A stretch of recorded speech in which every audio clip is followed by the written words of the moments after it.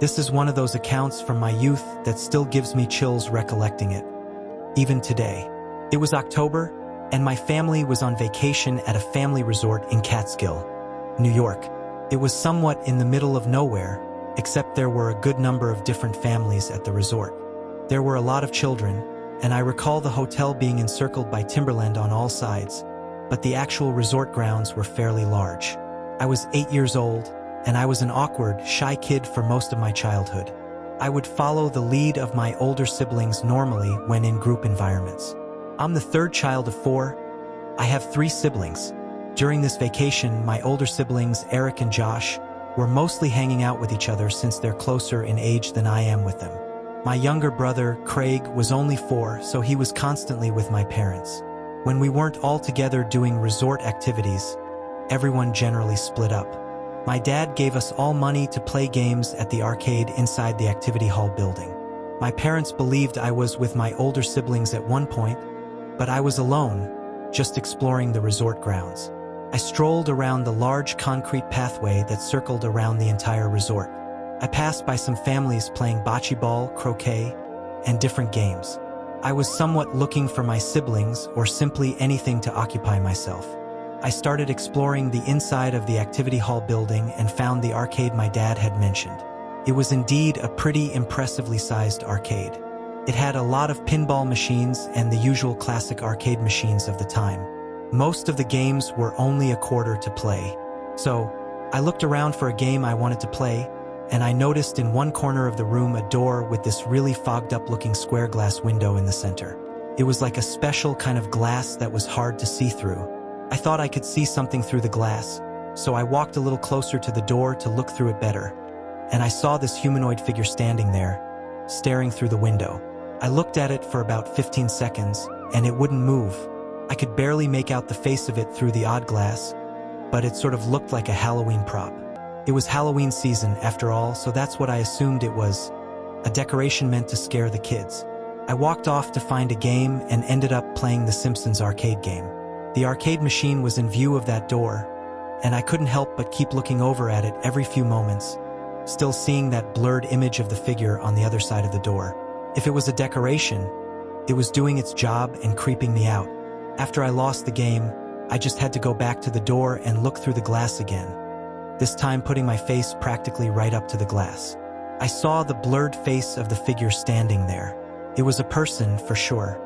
The neutral expression on the face suddenly changed to a grin, and I gasped in horror. It was a real person. I ran halfway out of the arcade, then stopped and turned around. The blurred figure on the other side of the door was gone. I slowly walked back to the door and opened it. I was met with this dark hallway. It just had this eerie, unexplainable feeling to it, and I was creeped out.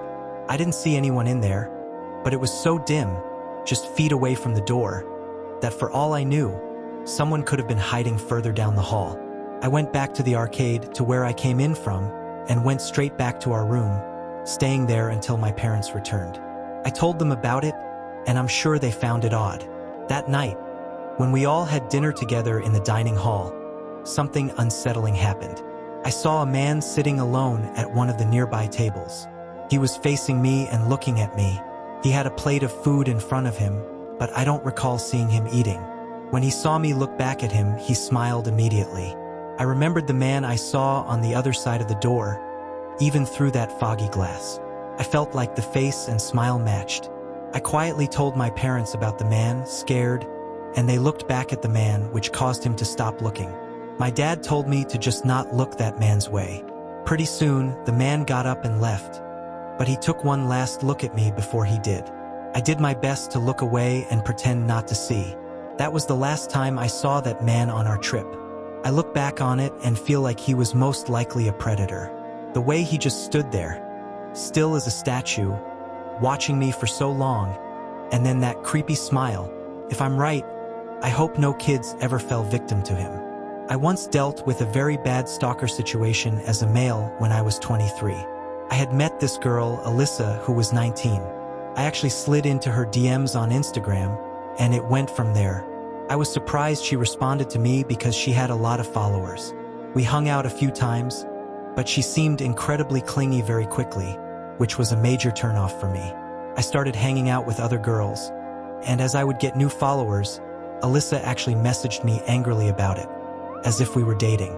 She got mad at me for supposedly ignoring her texts, yet my follower count was going up from new girls.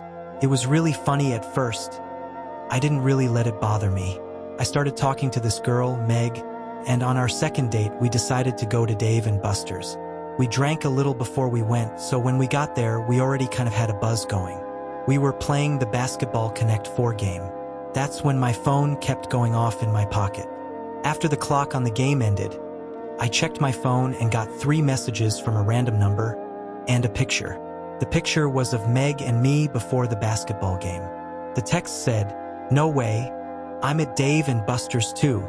When I went to text back, I saw the text didn't come from another iPhone, so it probably meant it was sent from some sort of burner number app.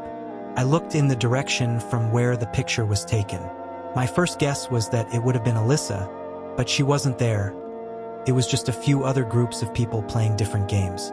I replied, "Who is this?" But there was no response. I showed Meg the text and picture, and she agreed it must be a friend messing with me.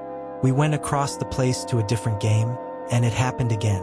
A few minutes into playing this new game, I got another picture message with both of our backs turned to the person taking the picture. They were maybe like 50 feet away from us when it was taken. It looked blurry, but like it was zoomed in. This time, they sent a message saying, "My favorite game, can you beat my high score?" Haha. I told Meg to wait there as I walked to the area where the picture was taken from. I looked all around the immediate area, expecting to see Alyssa or anyone I knew, but it was just a bunch of strangers. Some random guy playing some ticket jackpot game and a group of teens playing skee-ball. It was an ordinary scene. I replied to the text again, asking, "Who is this?" Then I texted a couple of my close friends a screenshot of the pictures, obviously asking if it was any of them. First, I believed them when they said it wasn't. Could have been anyone, but I didn't see Alyssa in there. The person replied to my text, "Who do you think it is?" I said maybe we should go. Meg and I agreed. We left the building and went to my car. I got a text from the number saying, "Why'd you leave?" I didn't answer. We went to a nearby bar to continue our date, and after that, Meg went home with me. Meg and I were in my room when I got a text again. It was from the same number, another text and picture. The text said, "What a beautiful house. Come outside," and the picture was of my house. Now, this was a direct threat. This was no joke anymore. I wasn't sure if whoever it was still outside my house or not until I heard a window break downstairs. I grabbed my Glock 19 from my nightstand and charged downstairs and out the front door. I saw a big guy in front of the house with a big metal bat in his hand. He was acting tough until he saw my gun. Then he dropped the bat and put his hands up. I yelled to Meg inside to call 911 as I had my gun pointed at the man. I recognized him as one of the loner guys at Dave & Buster's playing some ticket jackpot game, which, now that I think about it, he was probably pretending to be playing. I asked him who he was and why he was following me. He quickly said that he was Alyssa's brother and that he was trying to stand up for his sister. I shouted at him that there was nothing to stand up for. All I did was stop responding to her. He claimed that Alyssa told him that I hit her, which I shouted back was completely untrue.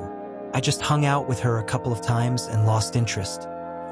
One day, at the end of the week, I went to the arcade with my friend Connor, just after school. It was a rainy day, so it was pretty quiet since most kids probably ran home or were picked up by their parents. Other than a few other kids, we basically had the place to ourselves. The usual age range of people there was around 10 to late teens. Connor and I were playing Street Fighter together when an older guy started watching us play.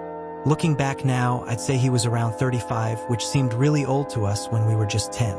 Connor and I looked at each other and grinned because we both noticed how odd it was. The man started commenting on the gameplay, applauding us and giving remarks on basically any hits we landed on each other. First, we laughed it off, thinking he was just trying to be funny. But at one point, it just got weird because he didn't seem to know when to stop and leave. He watched us play the entire match, and had he not been there, we would have played another. But we decided to switch to something else to try and get away from him. As we moved over to the air hockey tables, the guy followed us and started talking to us. He introduced himself, but I don't remember the name he gave. He offered to pay for our round of air hockey. We were 10 and we saw our quarters as gold, so we accepted. Even at 10, we could tell he gave off a kind of lonely vibe. He didn't seem completely normal. He watched our game of air hockey, too, and kept commenting on it like he was some professional commentator. But it went from irritating to downright scary when he started making physical contact. It began when I scored a point on Connor, and the guy congratulated me by putting his hand on my shoulder. The hand stayed there for a few moments. I smiled on the outside, but inside, I wanted to tell him to back off. I noticed him do the same thing to Connor, too. Whenever one of us scored, he'd come over to praise us or shake our shoulders. The guy was unbelievably creepy, so we decided to cut our arcade trip short. We told the guy we were going to head home. He responded by saying we'd be crazy to walk in the rain and offered us a ride home. We didn't have cell phones back then, and as kids, we were a lot more independent, so we were perfectly happy to run home in the rain. We thanked him but said we lived close, so we'd be fine. That was our mistake, not lying and saying we had a ride. We left the arcade and ran out into the rain, heading towards my house. Connor was coming over to hang out. As we were running home, a red car started creeping up behind us in a way that made it obvious they weren't even trying to hide the fact they were following us. I looked back and saw the man from the arcade behind the wheel. He pulled closer and yelled through his window, telling us to get in. We ignored him, but he kept insisting, saying, "You're getting soaked. Get in the car." I yelled back, "We're good," and we kept running. As we got closer to my house, the man suddenly sped up, drove ahead of us, and pulled over by the curb where we were about to pass. Connor and I stopped, and I whispered, "Let's cross the street." We crossed to avoid him possibly jumping out of his car to grab us. This whole situation made us run even faster toward my house. My house was now in sight, and the red car was still behind us. We made it to my front porch, and I rang the doorbell a bunch of times until my mom answered.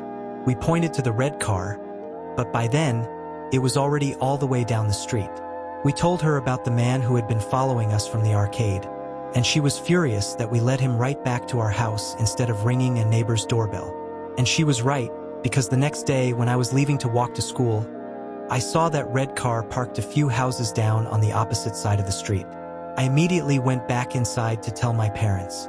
While my mom called the police, my dad stormed outside and started walking angrily toward the car. By the time my dad was halfway there, the car turned on and sped down the street, never to be seen by us again. I had to talk to the police a bit to describe the man, what he did at the arcade, and afterward.